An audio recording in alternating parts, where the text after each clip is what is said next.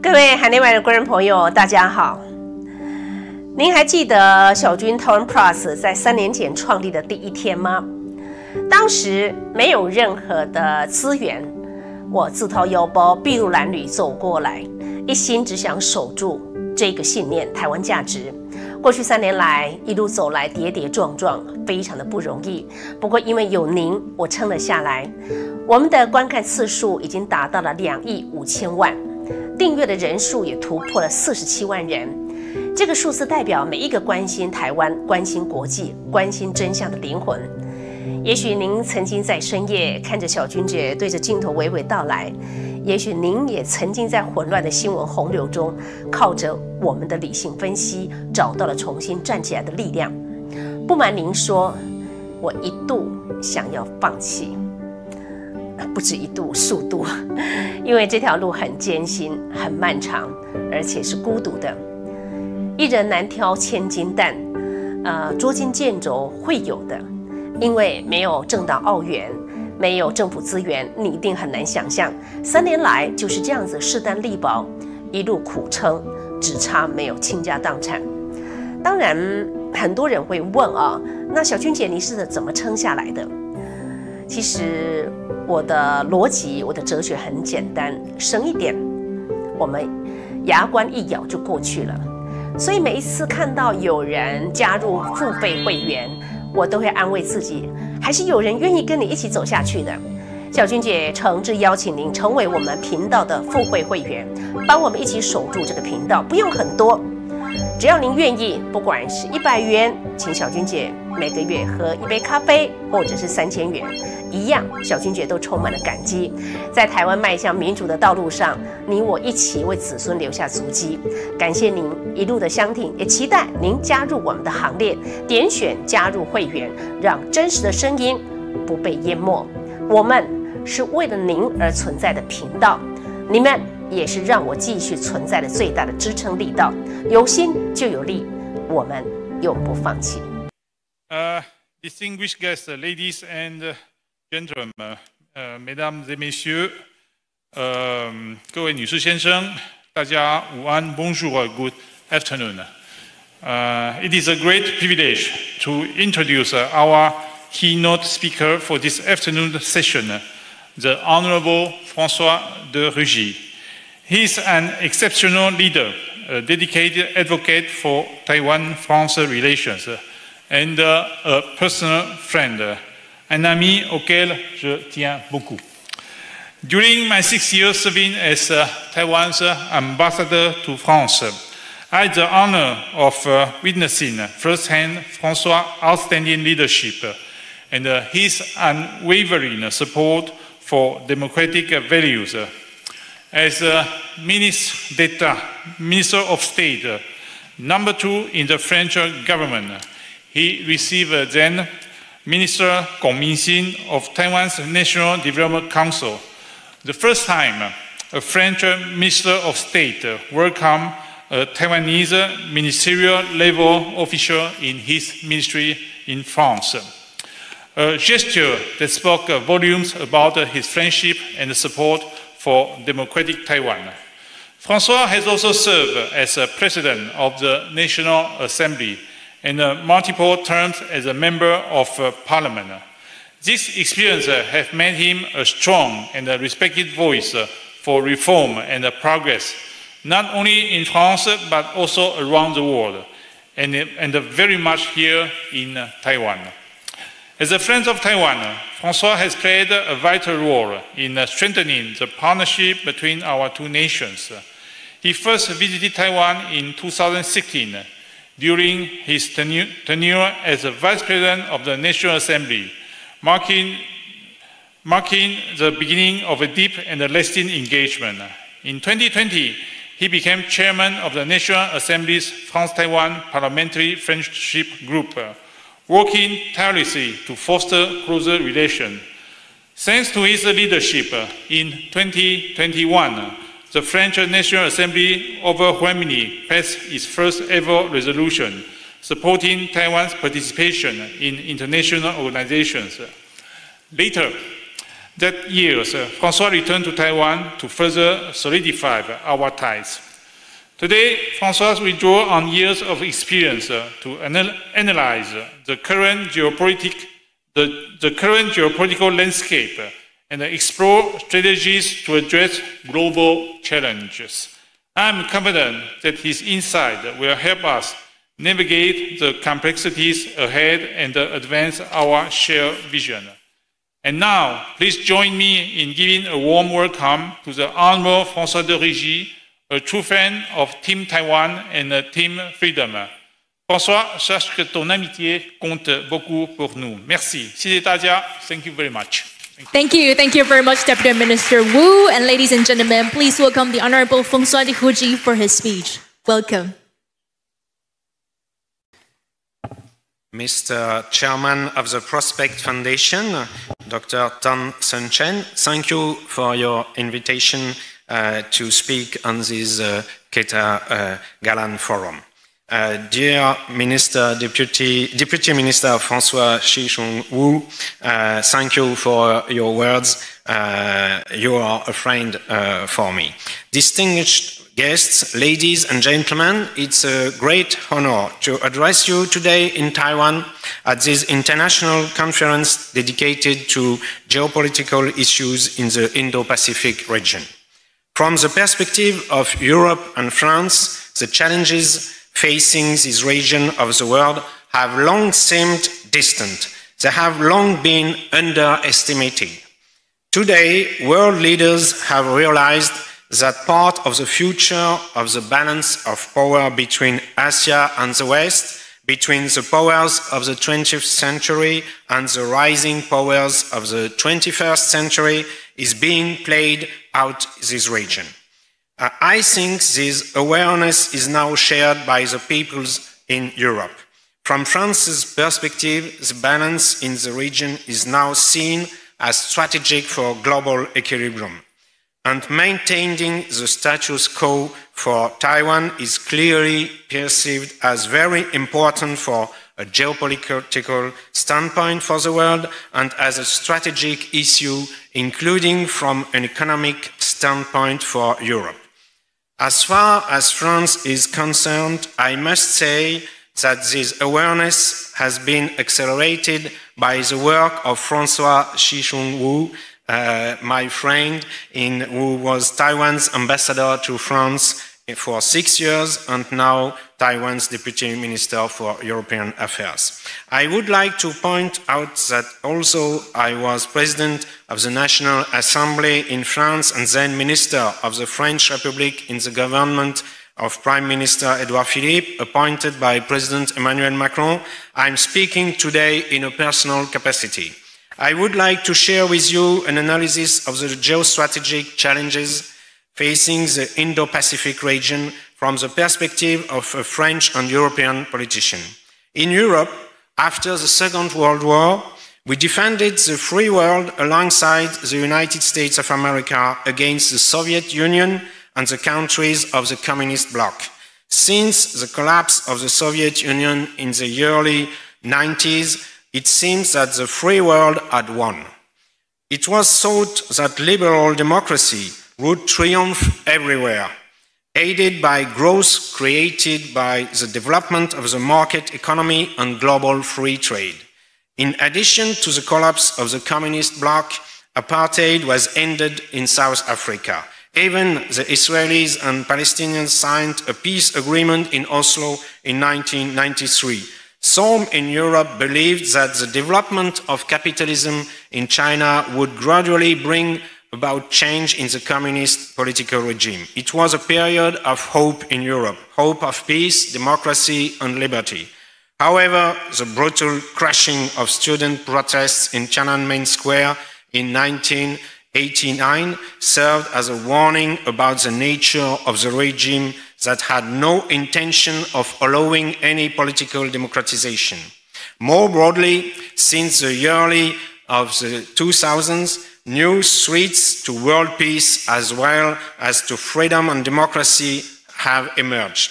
These threats had never been greater than they are today. While we are no longer in the 80s, when US President Ronald Reagan spoke of a battle between the axis of good and the axis of evil, we must nevertheless ask ourselves, should we not support each other?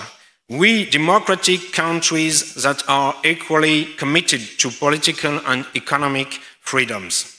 Opposing democracies today is an axis of powers that want to resist the spread of individual freedom and democracy and do not hesitate to use force not only against their own people but also against their neighbors. This is a hard lesson to be learned from Russia's military aggression against Ukraine in 2022. Ukraine has shown that it's possible to resist with international support, still insufficient today. But Russia is also demonstrating that it can wage a long war even with heavy economic and political sanctions. Russia can sustain this war because it was powerful allies such as China. The Ministry of Foreign Affairs of the People's Republic of China recently issued a statement in which it affirmed for the first time that for China, Russia cannot lose the war in Ukraine. This is the first time there has been such a clear statement of an axis between China and Russia, including on the issue of the war in Ukraine. Russia and China may share a worldview based on imperialistic logic that seeks to rebuild itself by force, ignoring universal human rights values and international law. For these states, relations between states are based solely on power relations, and certain neighboring states are vassalized or made dependent. These states do not hesitate to use techniques of interference or destabilization in democracies, particularly through social media. This is regularly the case in France on the part of Russia, including in election campaigns. This is also being carried out on a large scale in Africa, in countries that had security agreements with France. These agreements have often been broken and replaced by agreements with Russia. China is also exerting strong pressure or financing movements aimed at weakening France in New Caledonia, for example. Beyond its axis with China, Russia can also rely on the support of Iran and North Korea. The BRICS countries have not broken off political and economic relations either. This creates serious concern for the near future. The logic of state will imposed by military force is once again taking precedence over international rules. More open conflicts are resuming between Israel and Palestine since the Hamas attack on October the 7th, 2023, between India and Pakistan recently, between Thailand and Cambodia just a few days ago. Added to this threat from non-democratic powers is a threat of radical political Islam, which has been developing for more than 30 years. From Afghanistan to West Africa, a political vision of fundamentalist Islam is developing and gaining power. Many countries have been weakened or destabilized. Regional powers such as Turkey have grown stronger. Iran has been weakened by Israeli and US bombing a few weeks ago, but the Islamic Republic of Iran is not completely isolated and has many resources and alliances, notably with Russia. Radical political Islam has supporters in many European countries that were hit hard by the attacks 10 years ago. The threat hasn't disappeared and remains strong. Radical political Islam shares with non-democratic powers a rejection of humanism, individual rights and freedoms, and democracy as a political system. The threat of the effects of global warming is also growing. While it's still possible to slow down climate change, it's no longer possible to escape it. This may destabilize some countries more than others due to the effects on agricultural production or certain form of housings. It weakens economies around the world. It's fueling tensions over mineral resources such as rare earth metals or uranium. Finally, threats to progress in free trade have become more apparent since the election of Donald Trump as President of the United States of America. By refusing to reciprocate trade and subsidizing its industry to dominate certain markets, China had already contributed to the imbalance in global trade. The number and scale of these threats have begun to prompt a response from Western powers, particularly with regard to the importance of military power. This will represent a growing cost in governments' budgets in the coming years, particularly in Europe. It's inevitable.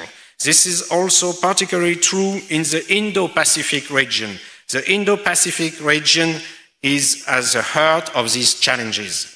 There are strategic rivalries, military threats, crucial economic flows, and major environmental challenges. It can also be considered one of the regions of the world where the future of universal values such as democracy, individual freedoms, and the rule of law is at stake. If we consider these values to be universal, then they must be defended here as they are in Europe, America, and Africa. And we must defend the rule of law over force as well as free and fair economic exchange. The Indo-Pacific region has become a nerve center of international relations. It's home to more than half of the world's population, a growing share of global trade, and essential shipping lanes, including the Taiwan Strait and the South China Sea, through which approximately 40% of the European Union foreign trade passes. For several years now, tensions have been growing in the region. This is fueled by China's rivalries between China and the United States, North Korea's nuclear ambition, and territorial disputes in the East and South China Seas. China is becoming increasingly aggressive and threatening towards Taiwan, with several statements by President Xi Jinping expressing more and more directly the prospect of a takeover of Taiwan by military force. This threat is taken very seriously here. This threat must be taken seriously by the rest of the world. It's increasingly perceived in Europe and particularly in France as one of the greatest threats of the coming years. The war launched by Russia against Ukraine shows that this is possible. France, as an Indo-Pacific power, thanks to its overseas territories as New Caledonia, French Polynesia, Wallis and Futuna, and the European Union as a major economic and normative actor, have a direct interest in promoting peace and stability in this region. These interests are not limited to maritime or economic security, but also include the defense of a rules-based international order in which democracy and freedoms occupy a central place. Since 2018, under the leadership of President Macron, France has developed an ambitious Indo-Pacific strategy based on 3 pillars: security and defense, economic cooperation, and multilateralism. For a very long time, French governments consider that France's strategic priorities lay in Europe, the Mediterranean Sea, the Middle East, and Africa. At a time when the stakes for global stability in the Indo-Pacific region have become clearer, France has seen its allies in Africa turn away and break their military agreements. The political and economic decline in France's influence in Africa has led France to turn more towards the Indo-Pacific region. It now has the opportunity to deploy more military resources there, from its overseas territories, but also by participating in joint actions with Japan, Australia, and New Zealand, and by developing its tie with India. President Macron has made official visits to India or Indonesia to sign major arms contracts. This year, the President of Indonesia was invited to the military parade of France National Day. In 2023, the guest of honor of the French President was the Prime Minister of India. As a maritime power, France plays a key role in defending freedom of navigation and overflight, fundamental principles of international law as defined by the United Nations Convention on the Law of the Sea. In partnership with allies, the regular deployments of the French Navy, including its aircraft carrier, nuclear submarines, and multi-mission frigates, sent a clear message. France is committed to preserving access to shared spaces and countering any attempt at coercion, particularly in areas of tension such as the Taiwan Strait and the South China Sea. However, France is taking a nuanced approach, seeking to avoid a bloc mentality between China and the United States. This stance, described as a balancing power by President Macron, aims to limit the risks of escalation while firmly defending the principle of international law. But I have to say this position has been criticized in France. I believe it's urgent and more effective to strengthen cooperation, including military cooperation with powers that share the same values in the region, starting with Japan, South Korea, and Australia. France promotes inclusive multilateralism by supporting institutions such as the Associations of Southeast Asian Nations and the Pacific Islands Forum. These platforms help strengthen regional cooperation and promote common standards based on respect for human rights and democracy. In addition, France is involved in initiatives to combat disinformation and cyber attacks with strengthened democratic processes, particularly in Taiwan, where resilience to Chinese disinformation campaigns is a crucial issue. We know that French territories such as New Caledonia have been and will continue to be targets for China in the future.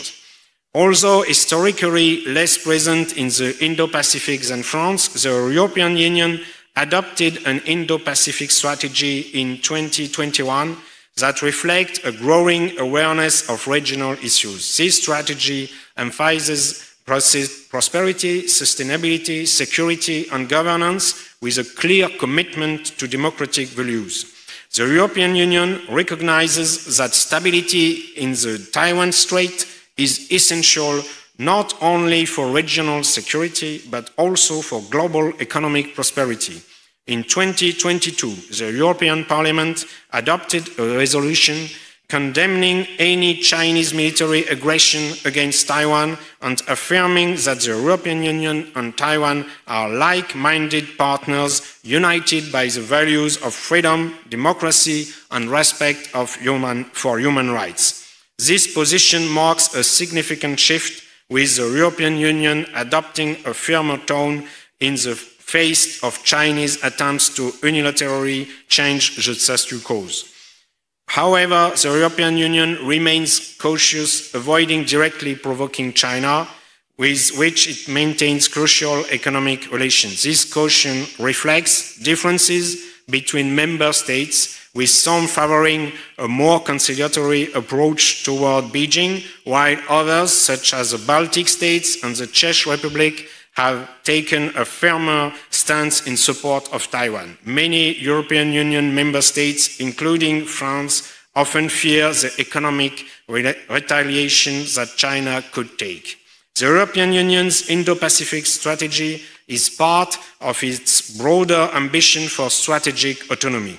Recent geopolitical upheavals, notably the war in Ukraine and Donald Trump's return to the US presidency, have intensified the debate on the need for Europe to develop autonomous capabilities to defend its interests. In the Indo-Pacific, this translates into stronger partnerships with regional democracy such as Japan, Australia, and Taiwan, as well as greater participation in multilateral initiatives.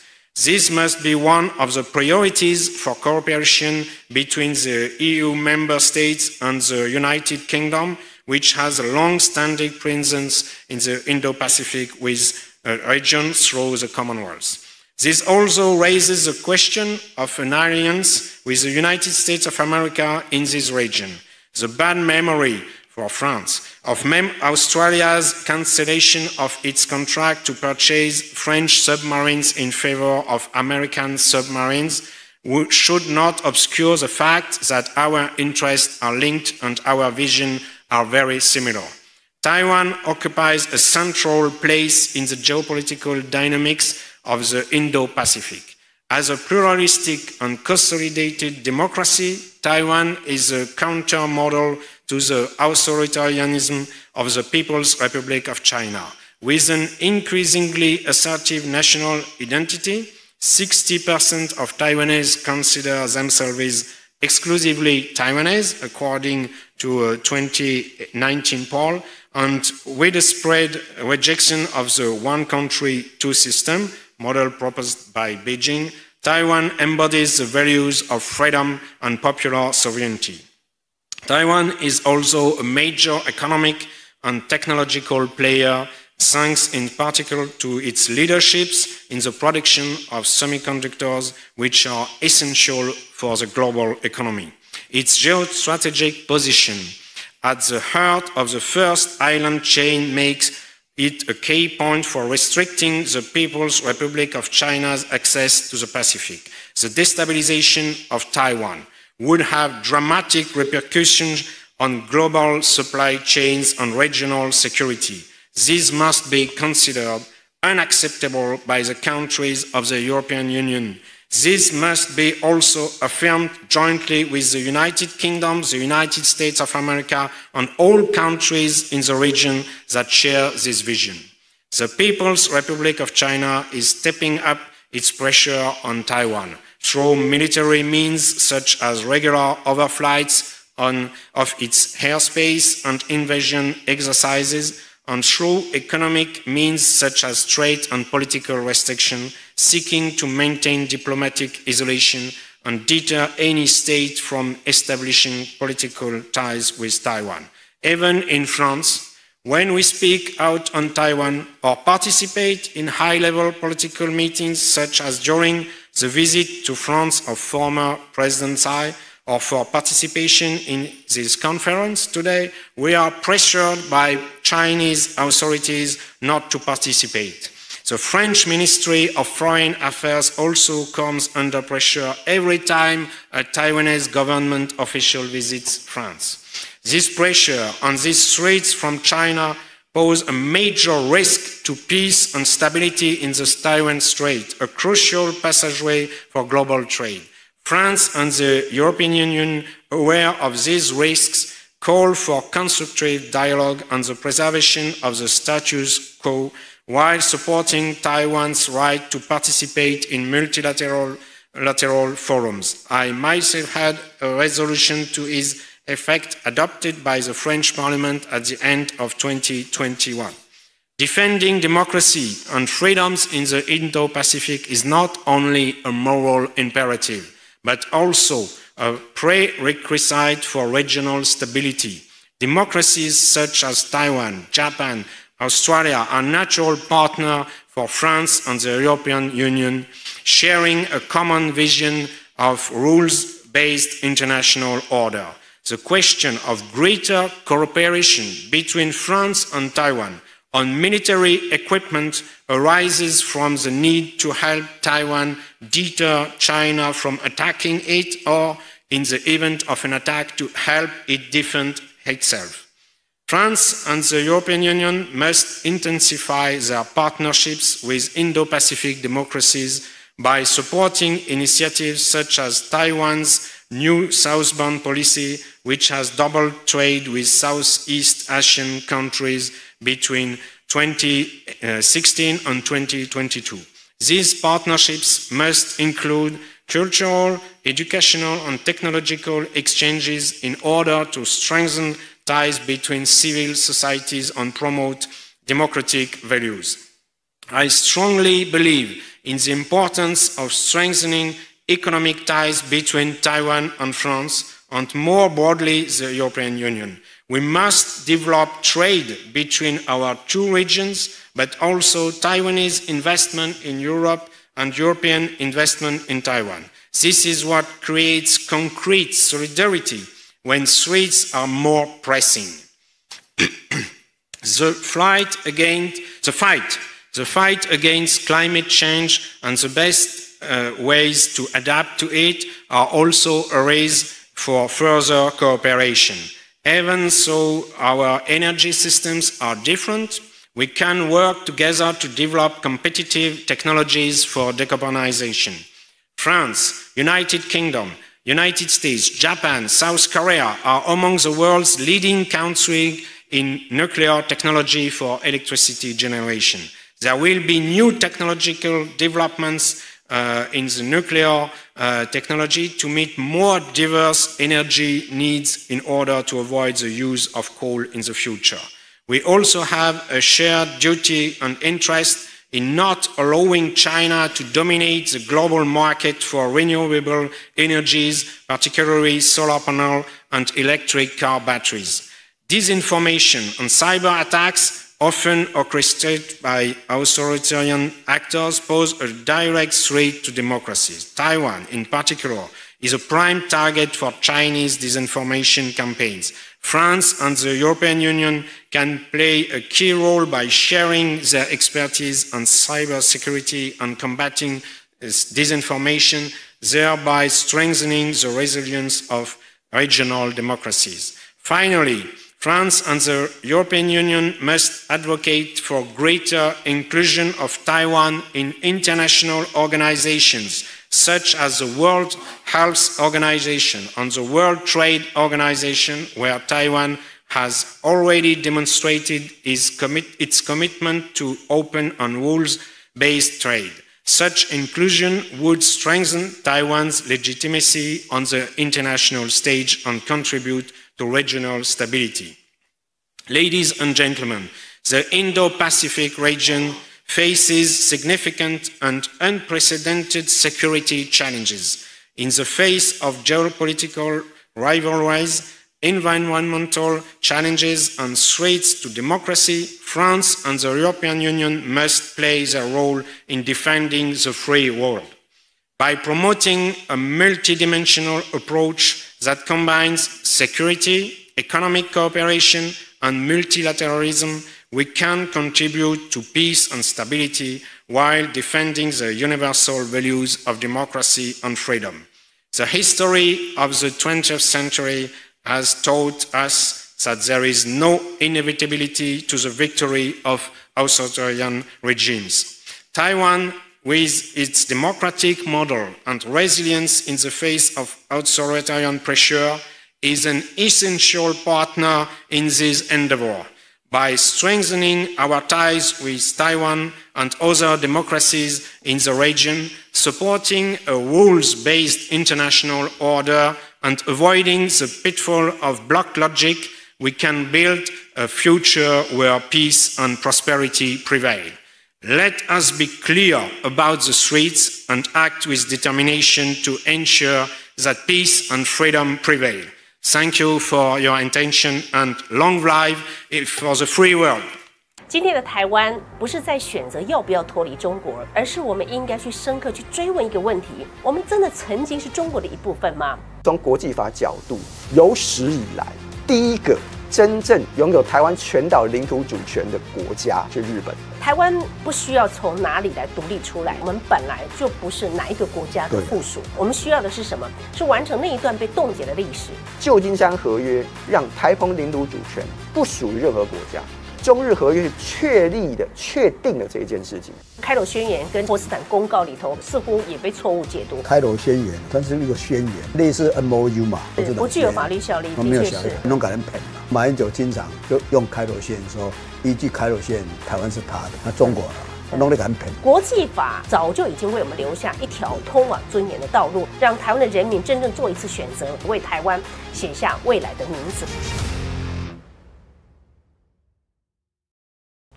各位海内外的观众朋友，大家好。您还记得筱君台湾 plus 在3年前创立的第一天吗？当时没有任何的资源，我自掏腰包筚路蓝缕走过来，一心只想守住这个信念，台湾价值。过去3年来一路走来，跌跌撞撞，非常的不容易。不过因为有您，我撑了下来。我们的观看次数已经达到了2亿5千万。订阅的人数也突破了47万人，这个数字代表每一个关心台湾、关心国际、关心真相的灵魂。也许您曾经在深夜看着筱君姐对着镜头娓娓道来，也许您也曾经在混乱的新闻洪流中，靠着我们的理性分析，找到了重新站起来的力量。不瞒您说，我一度想要放弃。不止一度，数度，因为这条路很艰辛、很漫长，而且是孤独的。一人难挑千斤担，捉襟见肘会有的，因为没有政党澳元，没有政府资源，你一定很难想象。3年来就是这样子势单力薄，一路苦撑，只差没有倾家荡产。当然，很多人会问啊，那筱君姐你是怎么撑下来的？其实我的逻辑，我的哲学很简单，省一点，我们牙关一咬就过去了。所以每一次看到有人加入付费会员，我都会安慰自己，还是有人愿意跟你一起走下去的。